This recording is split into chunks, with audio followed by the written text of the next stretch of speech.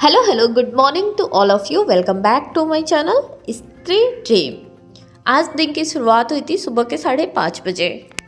यहाँ पर अपना सब कुछ सेटअप कंप्लीट कर लेने के बाद स्टार्ट किया जाएगा सुबह का फर्स्ट स्लॉट। वैसे आज सुबह उठने के बाद हमने कुछ भी नहीं किया है, मतलब ना पानी गर्म किया है, ना चाय बनाया है, ना ब्रश किया है, बस चल रही हूँ डायरेक्ट पढ़ाई करने के लिए।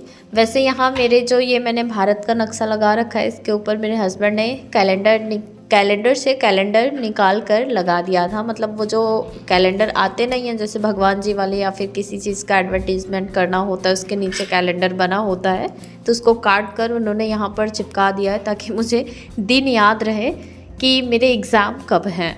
साथ ही साथ ये भी याद रहे कि अभी साल के पहले महीने में थे। फ़िलहाल अभी तो पहला महीना बीत चुका है, अभी दूसरे महीने में हम लोग एंट्री कर चुके हैं और इतनी जल्दी दिन बीत जाता है पता ही नहीं चलता।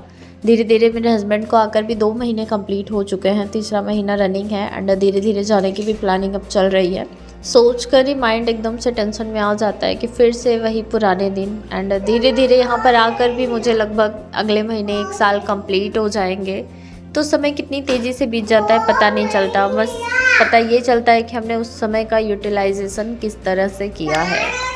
बहुत सारी चीज़ें समय और सिचुएशन पर भी डिपेंड करती हैं। आप कितने भी अच्छे से रह लीजिए, अगर आपका समय अच्छा नहीं है, आपकी सिचुएशन अच्छी नहीं है, तो उस समय का कुछ मतलब नहीं निकलता है।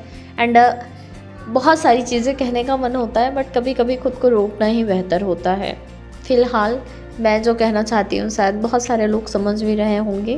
लाइफ ना किसी की भी आसान नहीं होती है। जितना ईज़िली हम देखते हैं ना, हम सभी को एक दूसरे की लाइफ ही बेटर लगती है। अभी अपने आसपास के अपने रिलेटिव्स में आप देखेंगे ना, तो आपको लगेगा कि इनकी लाइफ तो हमसे कई गुना बेहतर है, बट एक्चुअली रियल में ना ऐसा होता नहीं है। हमें बस लगता है कि सामने वाला हमसे बहुत ज़्यादा खुश है, हमसे बहुत मतलब स्ट्रेस में कम है और भी बहुत सारी चीज़ें, बट ऐसा है नहीं। रियल में आप अगर किसी के अंदर या फिर किसी के साथ थोड़ा टाइम स्पेंड करके देखेंगे ना, तो आपको पता चलेगा कि सबकी प्रॉब्लम्स सिचुएशंस ऑलमोस्ट सेम ही होती हैं, बट चीज़ें थोड़ी अलग अलग डिफरेंट होती हैं। बाकी सब कुछ सिमिलर ही होता है। एक लड़की की लाइफ शुरुआत से लेकर मुझे लगता है स्ट्रगलफुल ही होती है, बहुत सारी चीज़ें फेस करनी होती हैं। एंड इन्हीं सब चीज़ों में से बहुत सारे लोग ऐसे भी हैं जो इन सिचुएशन से लड़ कर निकल जाते हैं, और बहुत सारे लोग ऐसे होते हैं ना, उस सिचुएशन को ही दोषी मानकर अपनी लाइफ को वहीं पर रोक देते हैं। डिपेंड अपने ऊपर करता है कि हम इन सिचुएशंस को किस वे में यूज़ करते हैं। फ़िलहाल कल एक कमेंट था, पढ़कर बहुत ज़्यादा बुरा फील हुआ एंड सभी ने उनको अच्छे कमेंट्स किए एंड सभी ने उनको दिलासा दिया। बहुत अच्छा लगता है जब हम एक दूसरे का साथ देते हैं। वैसे उनका कमेंट पढ़कर मुझे लगता है सबको बहुत ज़्यादा तकलीफ़ हुई होगी कि उन्होंने लिखा था कि 1 साल में उनका 2 बार C सेक्शन डिलीवरी हो गया एंड दोनों टाइम उनका बेबी नहीं रहा। और सच में ये बहुत बड़ा दुख है मुझे लगता है किसी भी लड़की के लिए।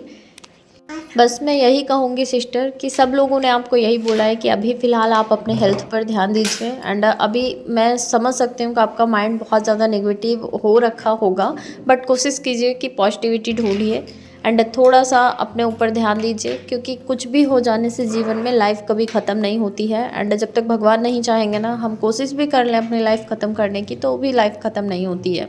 हो सकता है कुछ और सोचा हो भगवान जी ने आपके लिए, और सच है कि शायद इसी जन्म के कर्म हमें नहीं भुगतने होते हैं, हमें हमारे पुराने जन्म के भी कर्म इस जन्म में शायद से भुगतने होते हैं।